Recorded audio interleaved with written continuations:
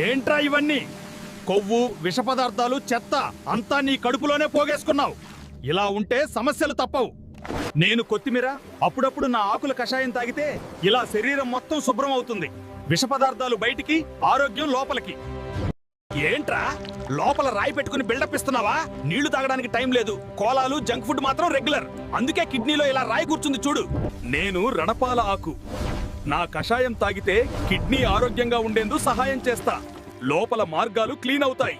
నేను శనగ బెల్లం ప్రతిరోజు ఖాళీ కడుపుతో తింటే 15 రోజుల్లో శరీరం 5 రెట్లు బలంగా అవుతుంది. బలహీనత పారిపోతుంది. అర్థమైందా? నేను వెల్లుల్లి ప్రతిరోజు తింటే బలం పెరుగుతుంది, మగతనం మేల్కొంటుంది, బలహీనత పారిపోతుంది, శిలాజిత్ లాంటి ప్రభావం వస్తుంది. అర్థమైందా?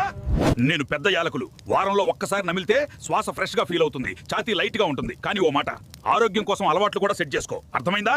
నేనేను మఖానా వేడి పాలలో వేసుకుని తాగితే బాడీకి కామ్ ఎనర్జీ, ఎముకలకు న్యూట్రిషన్ సపోర్ట్ అవుతుంది. రోజు చిన్నగా అలవాటు చేసుకో, బలహీనతకి బై బాయ్. అర్థమైందా? నేను చిన్న ఉల్లిపాయను.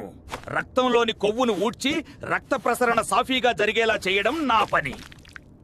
నేను అల్లం రక్తాన్ని పలుచగా చేసి రక్తంలో గడ్డలు ఏర్పడకుండా చేయడంలో సహాయపడతాను.